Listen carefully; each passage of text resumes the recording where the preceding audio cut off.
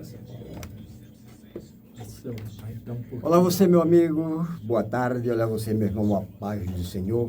Que bom tê-los aí na audiência dessa programação, certo de que algo importante na sua vida pode acontecer mediante tudo aquilo que estamos fazendo e fizermos aqui durante essa programação. E como sempre, temos uma mensagem para você que está nos ouvindo.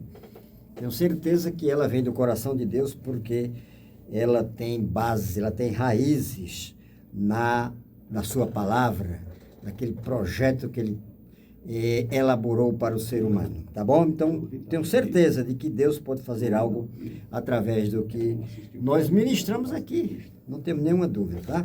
Bem, e se pudéssemos dar um título a essa mensagem, diríamos: tenha fé em Deus, isto é um título que lhe desafia, um título que lhe encoraja a tomar uma posição diante da pessoa do Criador, da pessoa do mantenedor, da pessoa do provedor da humanidade, que é o Senhor Deus. E esta mensagem encontra-se em Marcos 11, 22, que nos diz o seguinte: porque em verdade vos digo que aquele que disser a este monte, ergue-te e lança-te no mar, e não duvidar em seu coração, mas crê que se fará aquilo que diz, tudo o que disser lhe será feito. Isto é, a fé é capaz de mover montanha. E eu devo ter convicção aqui de que você já deve ter visto, né? Até no linguajar coloquial do nosso dia a dia, muitas vezes a gente diz, a fé move montanhas. Mas aí eu te pergunto, tanto na história bíblica quanto na história da humanidade, você já viu alguma montanha sendo movida apenas pela fé? Claro que não é isso que a Bíblia está se referindo a uma fé, a uma montanha física, mas a uma montanha, quem sabe, de problemas, de situações, de melindres que o ser humano vive. Ele, através dessa fé, é capaz de determiná-la e esta montanha ser removida da sua vida, da vida de outros que, evidentemente, estejam nessa situação, e que aquele que tem fé interceda por ele, evidentemente, né? Bem, fé. E já falamos aqui a respeito de fé, mas falamos de fé outra vez aqui como patrimônio de Deus que, desculpem, ele a possui para benefício do seu povo, para interferência sobrenatural na vida do seu povo. Mas hoje nós vamos falar de fé por um outro prisma, por um outro aspecto, tá bom? Como vimos aqui, pela fé, somos capazes de realizarmos algo, trazermos algo à existência, aquele algo que não existe. Pela fé, diz a Bíblia em Romanos 5, pela fé sois salvos, tá?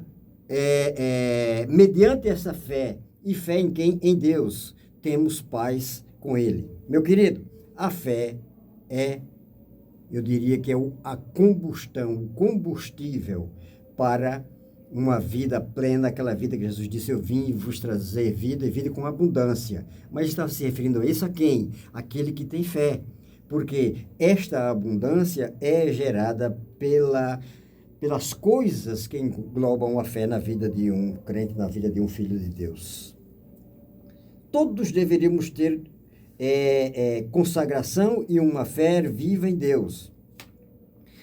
Para pessoas cheias de fé, não há impossíveis. Marcos 9:23 nos mostra isto, né? Que não há impossíveis, não há limites para aquele que tem fé. Nós vemos qual é. Primeiro, a natureza da fé. Hebreus 11:1. Pela fé, Noé construiu uma arca, Abraão saiu da sua terra e Moisés abandonou o Egito. Pela fé. Pela fé.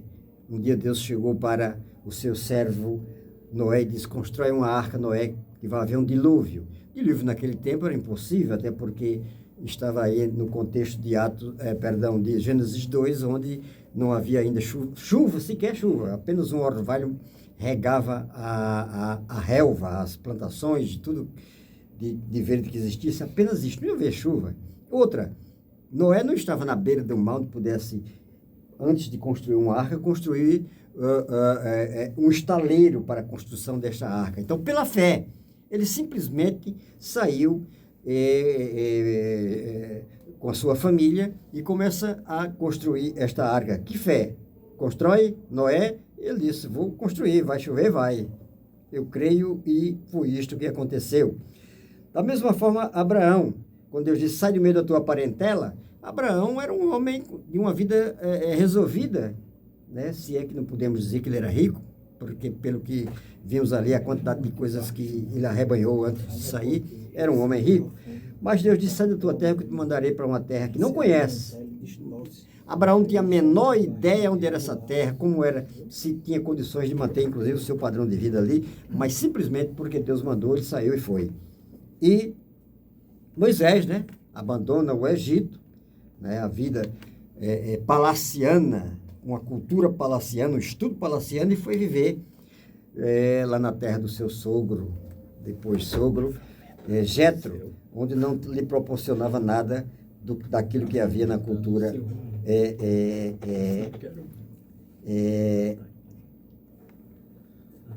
do Egito, evidentemente. Outra coisa que temos que ver é o objeto da fé. Isso que nós vimos é a natureza da fé. Ela é algo que vem de Deus e Deus nos leva a construir, a realizar coisas através daquilo que Ele nos fornece. Só Deus pode dar fé, tá bom? Você pode até acreditar em certas coisas, agora a fé mesmo, fé bíblica, salvífica, só Deus pode transferir e só transfere para aqueles que já são parte da sua família. Outra coisa é o objeto da fé. Quem é o objeto da fé? Deus é o objeto da fé. A fé conta com Deus. Deus não quebra a sua aliança.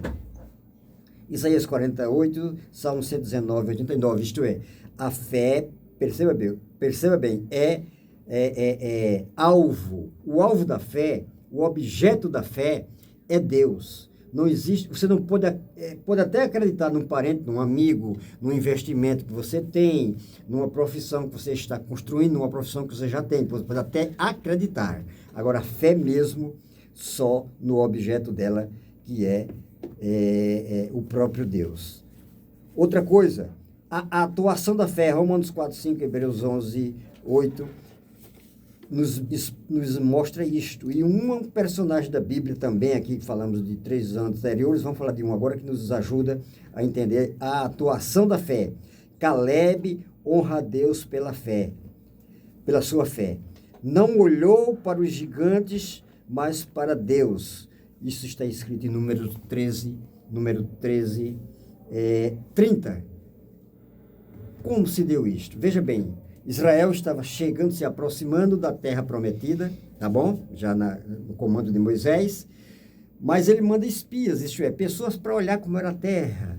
E alguns espias foram, inclusive Calebe, estava nesse meio. E os espias voltaram depois trazendo a notícia daquela terra que eles estavam para tomar posse. E qual foi a mensagem dos espias a princípio? Disse, olha, não vamos não, meu amigo, o negócio lá é sério. O que tem de guerreiros fortes, poderosos, exércitos poderosos, é melhor a gente desistir. Agora, havia uma promessa de posse dessa terra, mas os espias, aqueles que foram olhar a terra, voltaram dizendo isso. Sabe o que Calebe disse, meu amigo, meu irmão? Pela fé? Ele disse, não adianta gigante, não adianta exército, não adianta guerreiro. Nós temos uma promessa de conquistarmos essa terra, então não podemos temer nada a ninguém. Isto é fé.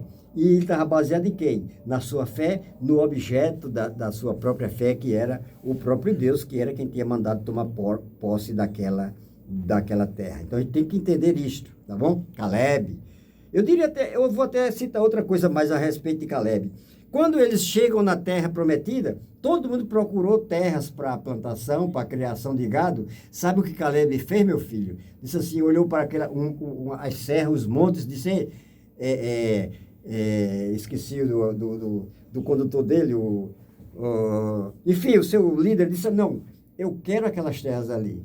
todos procuraram o mais fácil, ele procurou o mais difícil, porque ele sabia que não importava aonde ele fosse, estaria produzindo e sustentando a sua família, porque havia uma promessa de Deus. Isto é fé. Crê no impossível, crê naquilo que o ser humano não tem condições de entender, nem a ciência de explicar. Outra coisa, o incentivo da fé. Se creres, verás a glória de Deus. João 11:40. Pense no sacrifício de Isaac. Se você for observar Isaac lá em Gênesis 22:15, 16, Isaac, Abraão foi desafiado a sacrificar para Deus, mas o sacrifício era o seu próprio filho. Mas foi Deus que mandou. E ele sabia que haveria de acontecer alguma intervenção sobrenatural de Deus, mas ele foi com este objetivo. E quando chega lá, Deus faz a provisão. Que era a glória de Deus? Posso dizer que era aquele cordeiro? Sim, porque aquele cordeiro era um tipo, era uma representação daquele que João Batista disse: eis aí o cordeiro de Deus. Tudo isso envolve fé. E por último, a necessidade de fé, Hebreus 11:6. O fruto da fé é vida vitoriosa. E para não nos alongarmos muito, eu quero te dizer uma coisa. Vamos pensar a respeito disto aqui que nós meditamos agora, numa coisa. Lembre, quando Deus criou o homem e a mulher e os estabeleceu no jardim do Éden, o que foi que ele disse aqui, ó? Toma aqui, domina, governa, produz, ara, enfim, colhe o necessário para a tua vida para viver. Mas diz a Bíblia aí nesse espaço, nesse início da palavra de Deus, que Deus o visitava pela tardinha. Então eles não precisavam de fé, porque eles viam Deus toda tarde. Toda tarde estava lá Deus com ele, conversando, dialogando. Enfim, então eles não precisavam de fé, eles sabiam e viam a ação de Deus. Mais para frente, nós vamos já ver nos escritos do Velho Testamento, você vai ver que anjos cuidaram do povo de Israel, anjos guerrearam por Israel. Então, também eles não precisavam de fé, até porque a arca da aliança que eles tinham depois da lei de Moisés dentro do templo era a presença de Deus. Ele sabia que Deus estava presente depois daquele véu do templo, onde só o sumo sacerdote podia entrar.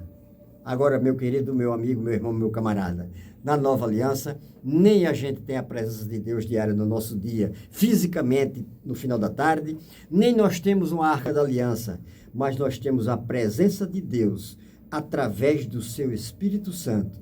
E como nós não o podemos ver, e nem temos uma arca ali no templo, numa igreja, no local, nós temos a presença do Espírito Santo nos mostrando que Deus está ali. Contudo, entenda-se uma coisa: ninguém é capaz de entender que Deus está, inclusive nesse ambiente agora dessa rádio, neste estúdio dessa rádio agora, ele está aqui, mas nós entendemos que ele está aqui pela fé e temos convicção. Nós não imaginamos, nós não acreditamos, nós cremos, nós temos pela fé a certeza e a convicção de que ele está aqui dentro deste local. E você que não teve uma experiência com Deus, pode estar se questionando: isso é conversa de crente? Né? Eu já conheço essa história. Que bom que você tivesse uma experiência particular com Deus, que você ia entender que Deus não apenas estaria aí do seu lado, como ele estaria dentro de você, passeando dentro de todos os seus órgãos, quer vitais ou não, ele poderia passear dentro de você, porque ele nos chama casa e morada dele. Nós somos a morada do Deus da Bíblia, nós somos, enquanto ele vivia antigamente, visitando a sua criação no Jardim do Éden. Enquanto ele vivia presencialmente lá na Arca da Aliança, no Velho Testamento, no tempo do Velho Testamento, ele diz agora para a Nova Aliança que ele não apenas habita próximo ou presença física, mas ele mora dentro de cada um de nós, porque nós somos templo e morada do Altíssimo. Mas esta convicção Isto não é algo exterior que nós podemos externar verbalmente, como nós estamos fazendo. É algo que a gente fala e sente, percebe e vê as ações de Deus, tanto em nós como através de nós. Isto é o fruto da fé, que eu gostaria que você entendesse e, quem sabe, um dia estivesse recebendo. Jesus te ama.